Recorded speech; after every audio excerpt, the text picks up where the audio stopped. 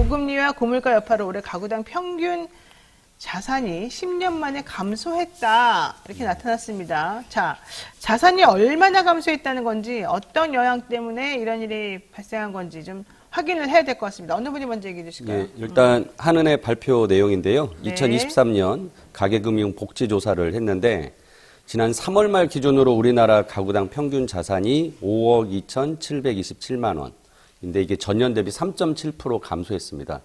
그러니까 이제 감소했다라는 게 굉장히 이례적인 거예요. 네. 왜냐하면은 아무리 우리가 경제가 안 좋다고 해도 꾸준히 경제 성장률이 우리는 플러스를 해왔거든요.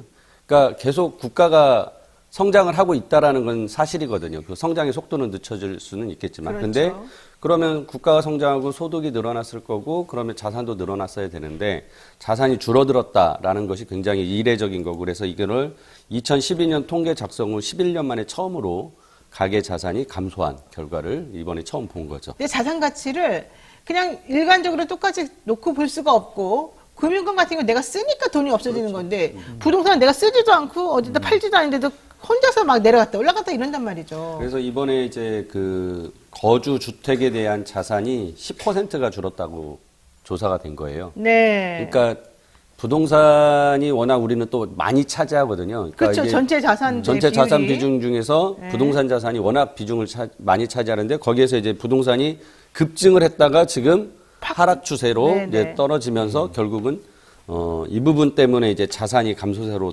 돌아섰다라고 이제 평가가 되는 거죠.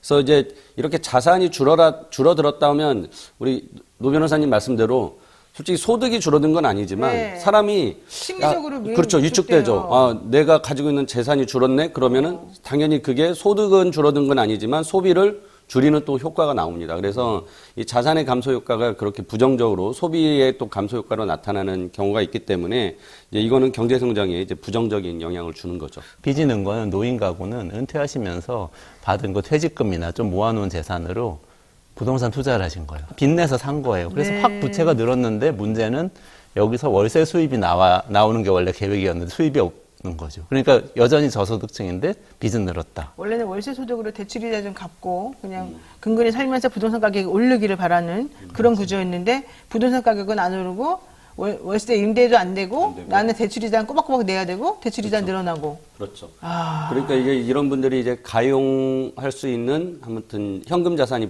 금융 자산이 부족하니까 그렇죠. 결국 이제 대출을 늘리는 건데 그래서 이분들이 늘어난 대출을 보니까 신용카드 관련 대출, 즉 현금 서비스 이런 부분들이 이제 크게 늘어났다는 거예요. 현금 서비스를 많이 받는 거예요, 그분들이? 그렇죠. 예. 그러니까 이제 결국은 은행 가서 대출 받기도 어려운 분들이기 때문에 신용카드를 통해서 이제 그거는 바로 받을 수 있으니까 소액이지만 그런 비중이 늘어나고 있고 그래서 부채가 늘어나고 있는 거죠. 우리가 이제 이 소득 분배에 대해서 계산을 할 때 가처분 소득이라는 개념을 네, 씁니다. 가처분 그러니까 소득이요. 이제 내가 벌은 소득이 있고 거기서 세금 사용할 수 내고 있는, 뭐 네. 사회보험료 내고 다 이렇게 지출하고 그다음에 또 내가 국가로부터 지원받는 게 있어요. 공적 부조라고 할 수 있는 이제 뭐 코로나 때 우리가 지원금 받은 것도 있고 여러 가지가 있죠. 그래서 이제 이런 복지 혜택까지 포함해서 가처분 소득을 계산하는데 그러니까 문재인 정부까지는 계속적으로 우리가 세금을 조금씩 올리고 사회보험료도 조금씩 올리고 이러면서 이제 공적으로 국가가 걷어서 다시 그거를 올려주는. 아무튼 계속